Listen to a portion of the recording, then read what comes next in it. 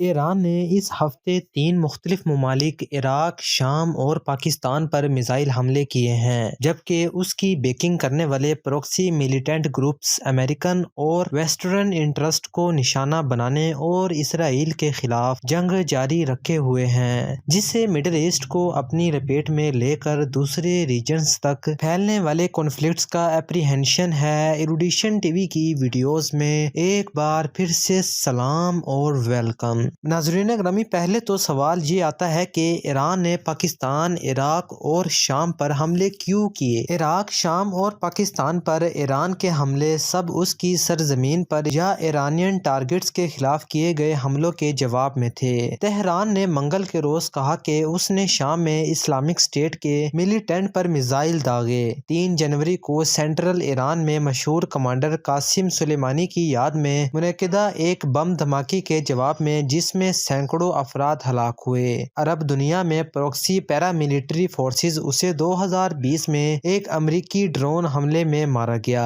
اور عراق پر اسی دن ایرانی حملے ہوئے جس کو ایران نے کہا کہ وہ اسرائیلی جاسوسی کی جگہیں ہیں۔ عراق اس الزام کی ڈینائڈ کرتا ہے۔ اسرائیل نے لبنان اور شام میں ایران کی لبنانی اتحادی حزب اللہ اور تہران کی اپنی ایلائٹ فورس پاسداران انقلاب کے اہم ارکان کو ہلاک کر دیا ہے۔ پاکستان میں ایرانی سرکاری میڈیا نے کہا کہ ایران نے بلوچی عسکریت پسند جیش العدل کے 2 ٹھکانوں کو تباہ کر دیا ہے، جو کہ پاکستان میں مقیم ایک گروپ ہے جس نے دسمبر میں ہونے والے حملے کی ذمہ داری قبول کی تھی، جس میں ایرانی سیکورٹی فورسز کو ہلاک کیا گیا تھا۔ پاکستان نے جواب میں جمعرات کو ایران کے اندر سیپریٹسٹ ملیٹنٹس پر حملے شروع کر دیے، اور اس طرح دوسرا سوال ہے کہ ایران اور اس کی پروکسی کہاں ملوث ہے؟ سلیمانی کی ہدایت پر ایران نے کئی عرب ممالک میں پروکسی فورسز کا ایک نیٹ ورک تیار کیا جو 2003 میں عراق پر امریکی حملے کے بعد کے سالوں میں بڑھا، اور اس کے بعد سے اس میں اضافہ ہوا۔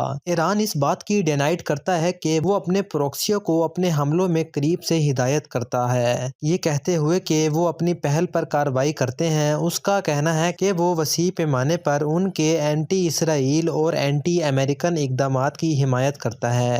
تہران نے امریکی قبضے کے دوران عراق میں شیعہ ملیٹنٹس کی حمایت کی اور ان کی روابط کو برقرار رکھا ہے۔ 1.5 لاکھ مضبوط پاپولر موبلائزیشن فورسز (PMF) عراقی پیراملٹری فورسز کی ایک ریاست کی طرف سے منظور شدہ گروپ ہے، جس پر بھاری ہتھیاروں سے لیس اور جنگ کے سخت گیر گروپوں کا غلبہ ہے، جو کہ ایران کے وفادار اور اس کے پاسداران انقلاب سے قریبی تعلقات رکھتے ہیں۔ ناظرین، PMF گروپوں نے عراق اور شام میں درجنوں حملے میں امریکی اڈوں کو راکٹ کیا ہے۔ نیشن وائڈ پروٹیسٹ نے 2022 اور 2023 میں ایران کو گھیر لیا اور حکومت کو ایک وحشیانہ کریک ڈاؤن میں ہلا کر رکھ دیا۔ یہ مظاہرے برسوں تک شیعہ علماء کی حکمرانی کے لیے سب سے سنگین چیلنج تھے جو ایران کے 1979 کے انقلاب نے شروع کیا تھا۔ ایران اندرون ملک اختلاف کو دبانے کا کام جاری رکھے ہوئے ہے، لیکن اس ماہ سلیمانی کی یاد میں ہونے والے حملے نے اسے ہلا کر رکھ دیا،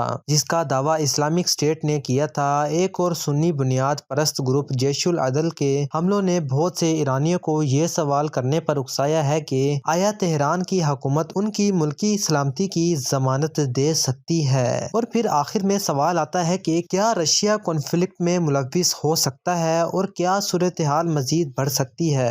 رشیا اور ایران حالیہ برسوں میں قریب تر ہوئے ہیں، امریکی پابندیوں کے تحت بین الاقوامی تنہائی اور امریکہ کے عالمی تسلط کی مخالفت میں متحد ہیں۔ ایران یوکرین کے شہروں پر حملے کے لیے ماسکو کو ڈرون فراہم کرتا ہے۔ دونوں ممالک نے اپنی باہمی اتحادی صدر اسد کو بچانے کے لیے شام میں مداخلت کی۔ رشیا نے ایران پاکستان بھڑک اٹھنے پر تشویش کا اظہار کیا ہے، تاہم تہران اور اسلام آباد سے مطالبہ کیا ہے کہ وہ اپنے اختلافات کو سفارت کاری کے ذریعے حل کریں۔ ویسٹرن اور ریجنل حکام اور تجزیہ کاروں کا وسیع پیمانے پر اندازہ ہے کہ ایران امریکہ یا اسرائیل کے ساتھ براہ راست فوجی تصادم سے گریز کرنا چاہتا ہے، لیکن خطے میں ان دونوں دشمنوں کی فوجوں کو قابض رکھنے کے لیے اپنی پروکسیز استعمال کرنے کے لیے تیار ہے۔ کشیدگی میں اضافے کا سب سے بڑا خطرہ ایک طرف ایران اور اس کے پروکسیوں یا دوسری طرف امریکہ اور اس کے اتحادیوں کی طرف سے کیے گئے غلط اندازے کے حملے میں ہے۔ امید ہے کہ آپ کو ایروڈیشن ٹی وی کی